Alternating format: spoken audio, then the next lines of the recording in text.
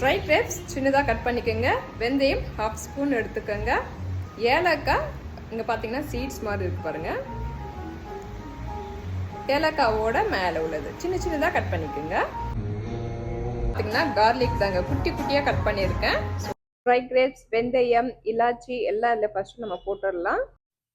இப்போ நம்ம கார்லிக் போட்டுடலாம். இதில் ஹனி ஊற்றிடலாம். இதில் க்ளோஸ் பண்ணி வச்சிடலாம்.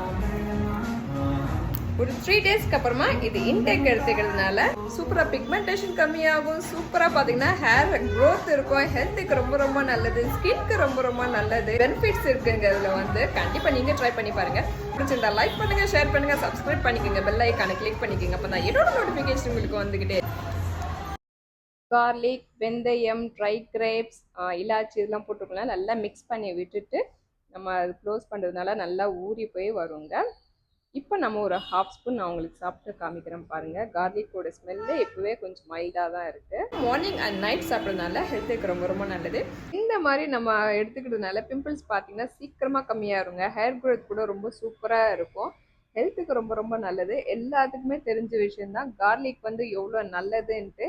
இதில் இந்த கார்லிக் ஸ்மெல்லே வராதுங்க. ஏன்னா இலாச்சி, ஃபெனிக்ரிக், ட்ரை கிரேப்ஸ் எல்லாம் போட்டுப்போம் பார்த்தீங்களா. கார்லிக்கோட ஸ்மெல் மைல்டு பண்ணி இலாச்சியோட டேஸ்ட் அதில் இருக்கும். ஸோ கண்டிப்பாக ட்ரை பண்ணி பாருங்கள். இது பார்த்தீங்கன்னா கார்லிக் அண்ட் ட்ரை கிரேப்ஸ் போட்டோம் இல்லையா, மார்னிங் டைமில் எடுத்துக்கலாம். ரொம்ப சூப்பராக இருக்குது.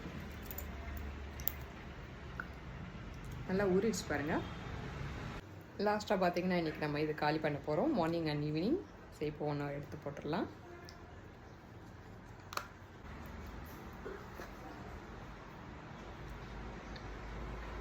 இது பார்த்தீங்கன்னா இந்த பப்பாயா அண்ட் டொமேட்டோ ஜூஸ் குடிக்கிறதுனால ஃபேஸில் உள்ள பிம்பிள்ஸ் எல்லாம் கம்மியாக இருப்பாருங்க. எவ்வளோ சூப்பராக கம்மியாக இருக்குது. ஸ்கின் கூட நல்லா க்ளோயிங்காக பிரைட்னிங்காக அவங்க கண்டிப்பாக எடுத்துக்கோங்க.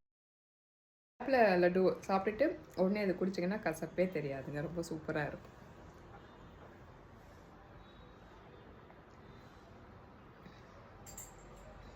ஈவினிங் டைம் ஆயிடுச்சு. மழை பெஞ்சு நல்லா வெடிச்சு போய் இருக்குது.